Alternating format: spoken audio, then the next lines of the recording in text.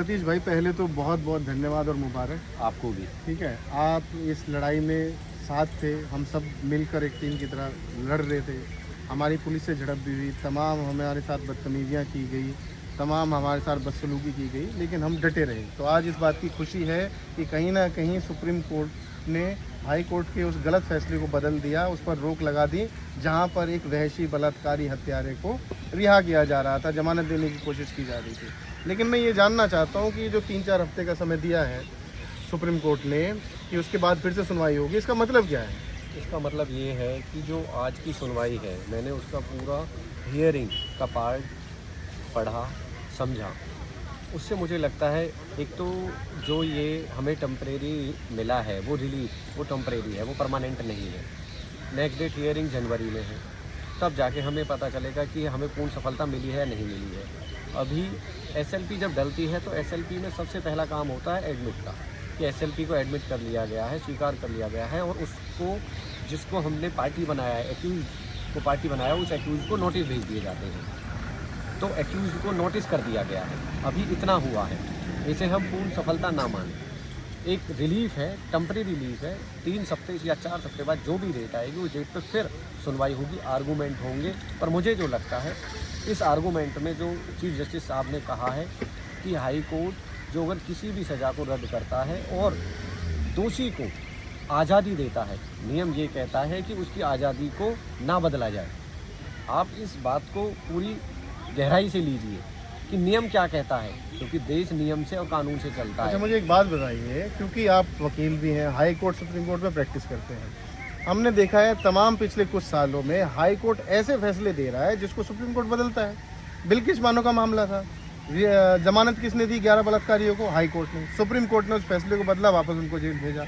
राहुल गांधी का मामला आपको याद होगा, संसद में संसद की सदस्यता रद्द किसने की? राहुल गांधी की, हाई कोर्ट ने। उनको सजा किसने दी? हाई कोर्ट ने। बाद में उसके फैसले को बदला किसने? सुप्रीम कोर्ट ने। तो ये इस तरह के फैसले क्यों हाई कोर्ट को देने पड़ रहे हैं, जिसपे बाद में सुप्रीम कोर्ट संज्ञान ले और उन फैसलों को बदल दे? देखो, मेरा मानना ये है कि जो ट्रायल कोर्ट और हाई कोर्ट है, वहाँ तक जो लोग रसूख रखते हैं, जो ताकत रखते हैं, जो पावर में है, जो सरकार में है, वो लोग वहाँ तक रीच रखते हैं, पहुँच रखते हैं। तो जिला न्यायालय और उच्च न्यायालय के जजों तक मुझे लगता है कि वो सांठ-गांठ कर लेते हैं, और जो सरकार है उसका जो प्रेशर है वो जिला न्यायालय और उच्च न्यायालय के जो जज हैं वो काम करता है, दबाव।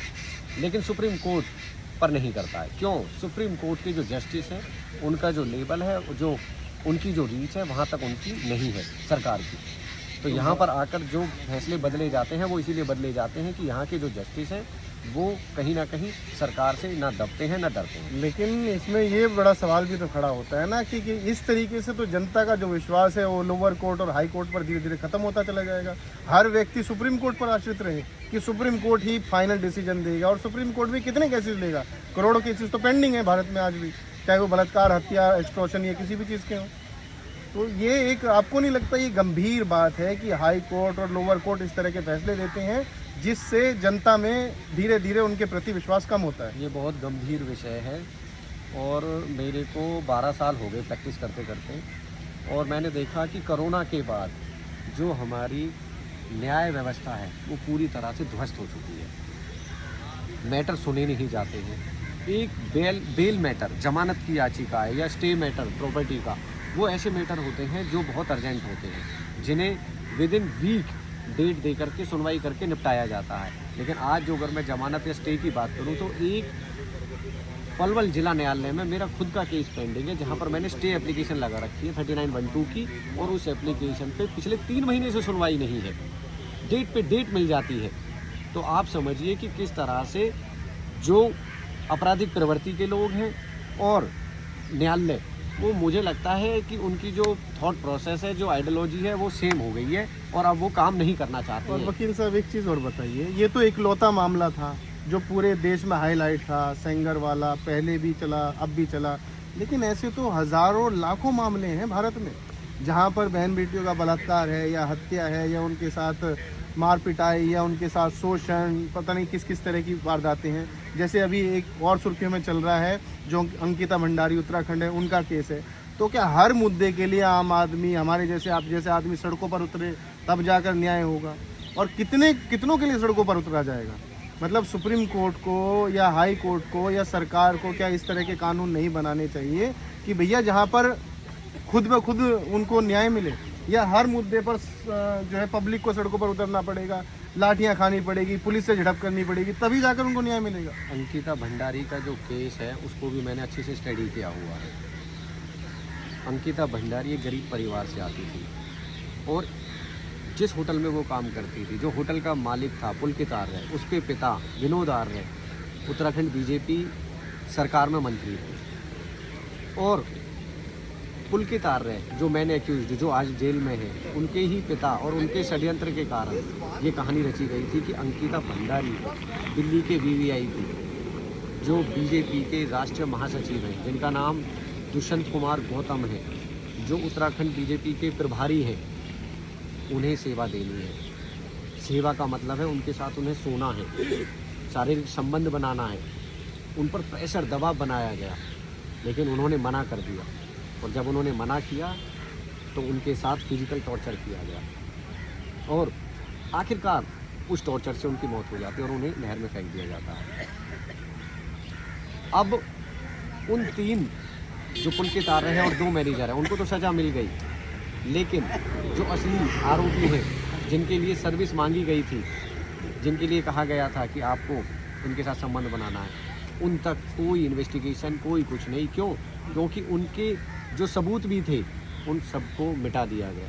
बुलडोजर चला के होटल को भी तोड़वा दिया गया, ऑडियो वीडियो जो सीसीटीवी कैमरे थे उनको सबको नष्ट कर दिया गया।